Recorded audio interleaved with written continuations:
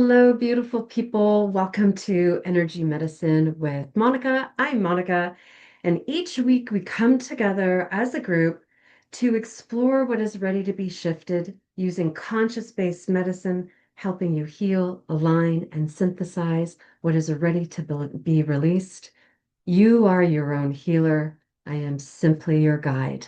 Now, without further ado, get yourself nice and cozy and let's get into today's work where we're going to be detoxifying. Since this is the perfect time to do it, we're still in the Northern Hemisphere, we're still in the fall season, so to fall away.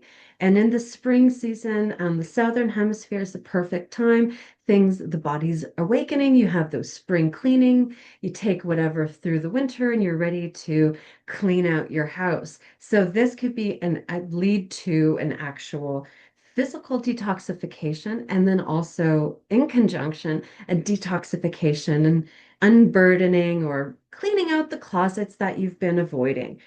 But before we go ahead and do this detox, we want to make sure that the liver, the kidneys, the small intestines, the spleen, and the pancreas are ready to do that. We don't want to overburden the organs if they're already working hard. So I'm going to go ahead and run a hydration, a circulation plug-in to specifically the liver, the small and large intestines so that the small intestines can go ahead and discern, linking this to your prefrontal cortex, what's ready for you to be released, what's ready for you. So whether it be a thinking, whether it be a belief pattern, whether it be old memories, whether it be stagnant emotions, whether that be eighth chakra influence through either your family line or through past lives, linking that to everyone, the world's prefrontal cortex.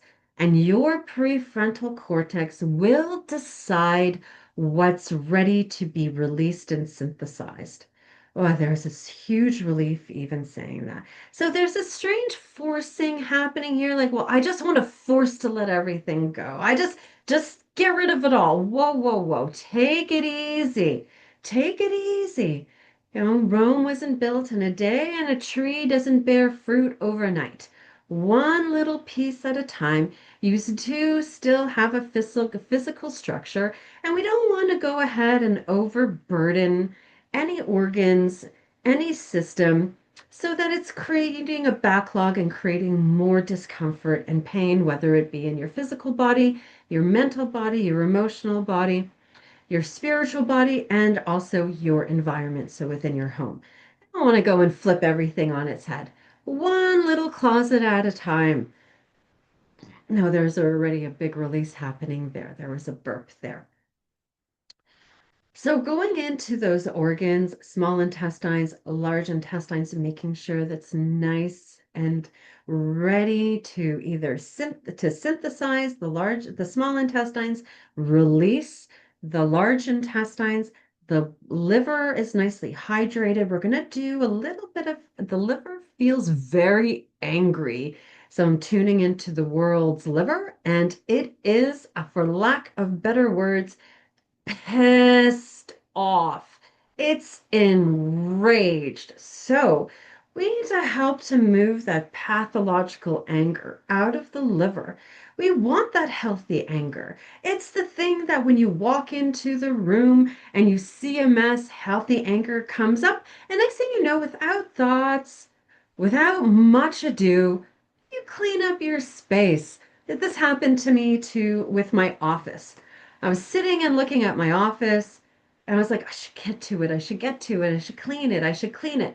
And then finally today, early in the morning, after I did my morning routine and dropped my kids to school, I walked into my office and I pulled up my sleeves and I just did it. I washed the sheets, I dusted, I vacuumed, put everything into order. There was no thought. It was just movement. And so this is healthy anger. It catalyzes change, it catalyzes movement, but without any like mental stories about it. I'm so angry. I need to tell you about how you wronged me. I'm so angry. I need to tell you exactly how I feel. Okay, there's a time and place to express your emotions, but that has to be very clear. That has to be very clear. And to say I need to express my emotions, they just happen and they move through my body. So if you're saying, no, Monica, I need to tell everyone and everybody how they wronged me and what they did and yada, yada, yada, reach out and let's work through this as a private session together. Okay. So we're back in the giving it a nice hydration, making sure it's ready to get ready for the detox that we're about to do in this session. Hydration, circulation of blood, lymph, nerve to, from, and within the liver. Making sure also that that liver is dumping that really reactive emotion of anger, where it's turned pathological, it's turned into rage. I'm going to link that to small diaphragm, small intestines, and doing that as an emotional release out of the liver. Already my eyes are clearing up. My taste buds are, I have saliva as my mouth has been feeling a little wonky over the last week. It's just been a little pasty. It's just been noticing, like, what's going on here? I was like, is this myself or am I tuning into next week's session? So here the saliva is starting to act different. So, and then we're going to go ahead and bring in the spleen, which is the garbage truck of the body. It works in accordance in relation to the lymphatic system. And the lymphatic system is what I call the garbage truck of our body. It takes out the waste. And we're bringing in the pancreas. We need to do a balancing here of the pancreas to the sweetness of life, right? So it feels like it's missing the sweetness of life, the little simplest things. I'm not talking about the sweetness of life as some big romantic gesture. I'm talking about the little moments where you just stop and you notice the birds singing or the blueness of the sky. Or the other week, I was getting my porch ready and I was cleaning it up and the wind came in and I was just in awe of all the leaves doing this dance and I stopped and the leaves were dancing with the wind and it was blissful just to watch that. I was the sweetness of life coming back to that childlike wonder within your life somewhere along the line. Perhaps that sweetness of life has disappeared, but it hasn't. You're just not seeing it. And so then the sweetness of life needs to be replaced with other object. Well, not object, could be an object, could be, that dopamine hit that you receive from doom scrolling or being online. Could be through food, like sweet foods or chips. I don't know anyone who can just eat one chip. I'm guilty of that. Oh my God. That. So bringing that back to, oh, this moment is sweet. Even if what's happening is not sweet, you're alive. Bringing in gratitude. I'm grateful to be alive through this moment. Even if what's happening in my life at this very moment is not sweet. There's moments. There we go. Bringing in gratitude to that pancreas. Oh, wonderful. Okay, we're going to tap this. Do I tap this in? Nope. We're going to go ahead and we need to bring in a detoxification to the five senses. So I'm starting with the eyes. We're going to detox the eyes first, the retina, uh, the pupils, the tear ducts, the actual eye structure, your optic nerve. Um, there we go.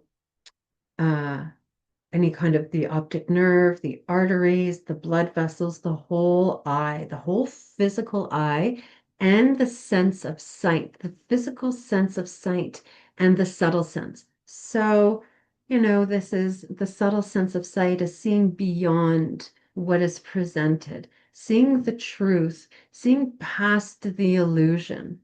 So that could even be, you could be blinded to what is happening. And this is also having these filters. So whether it be rose-colored glasses or, everything is terrible, like you only see the terrible things in life. And there's this addictive pattern. It was being brought into a dopamine hit. So we want to break these dopamine hits received from the external world. We want these dopamine hits to receive this natural dopamine from the heart, this oxytocin and dopamine from dopamine and oxytocin, these feel-good hormones from heart-related relationships, that heart-relatedness, things that you see so strange, it just um, really skews what reality is. And so we want the dopamine not to be taken or received from doom scrolling, whether you're seeking out cute cat videos or watching something horrendous happen on the news and always listening to bad news.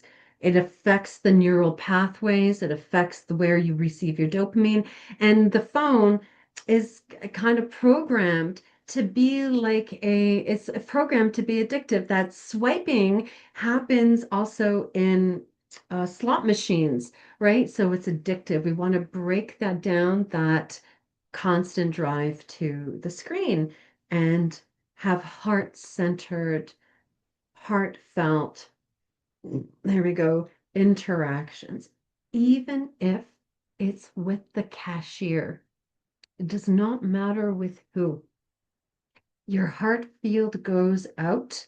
I believe it's 3 feet or 4 feet, and you meet a person, and their auric, their heart field comes out, and there's this heart resonance happening. It doesn't mean you need to like everyone. I'm not talking about personally liking everyone, but enough respect, having respect, a reverence that you're meeting another person, and we're all made in God's image. We're all made in his image, imperfections and all. You're perfect. There's no need to do anything. Well, you can work with yourself if you're having things. This is why we get together and do the work. But then to go out and be against, we got to get that out of, just because we don't agree on things doesn't mean I'm against anything. And getting those dopamine hits from, I don't know, some screen rather than heart-related conversations. Even if we're not agreeing, it doesn't matter. We can have an open-mindedness. We can have, oh, this is how they live their life. Oh, this is their perspective. I don't need to accept it as my own. Now, I'm not talking about being open to toxic behavior here, but if someone does the dishes, I do the dishes where I leave the water running and I soap it up and I rinse it and I put it on the side. Then maybe someone else fills up their sink with water and lets the dishes sink. And dishes sink into the soapy water, and that's how they do their dishes. Who's to say who's right? They're doing the dishes. It doesn't matter. There's many ways to do one thing. And, it's like I was like years old when I found out how to properly open up a pomegranate. I was struggling and popping them out. You just tap them and they all fall out. I was like, that's genius. That's genius. I had no idea. And I learned that through watching a cooking show and I was open. I'm like, I don't know what I'm doing. You don't always know what you're doing. There's the identity. I know, I don't know. I am right, I am wrong. Oh, there's a world out there. The world is your oyster. And if you're stuck in this paradigm of, oh, believing what you see, and that is the reality, because our eyes are not very, and our brain is not very more advanced than people in like the 1500s, I'm going to say. We haven't really developed that much. We can't differentiate between what is real and what is fake.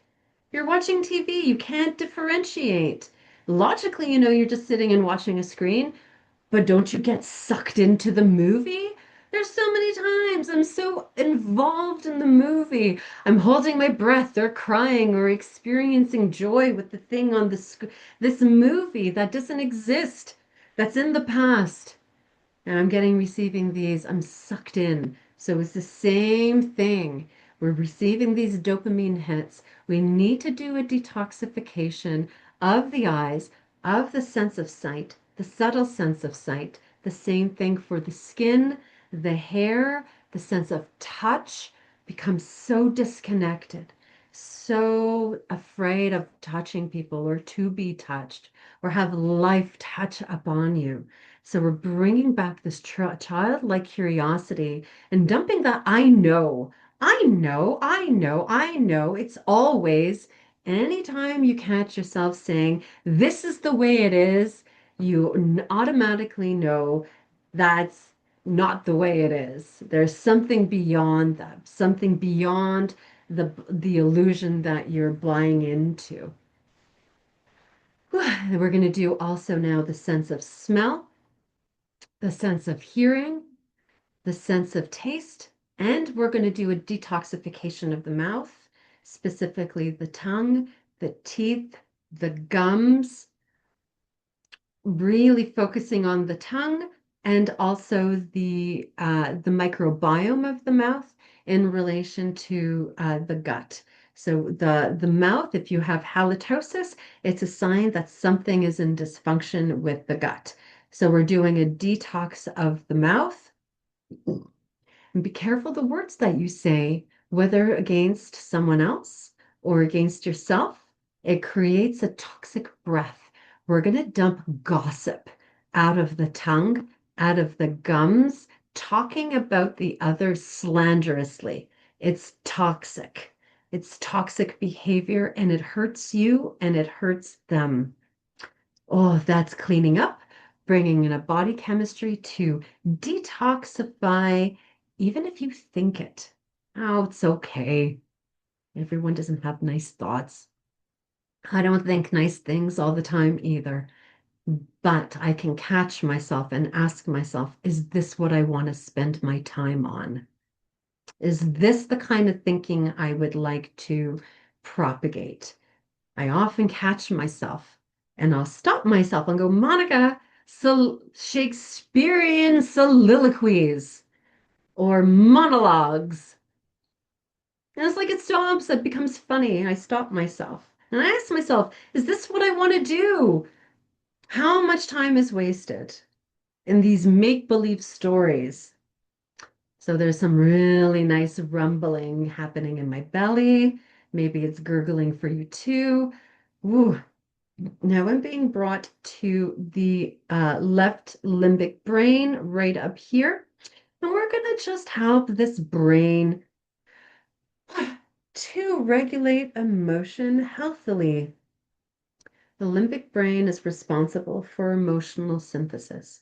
And so as we're doing the detoxification of these senses, there's all these emotions plus thinking that come up. You need to get this brain working well.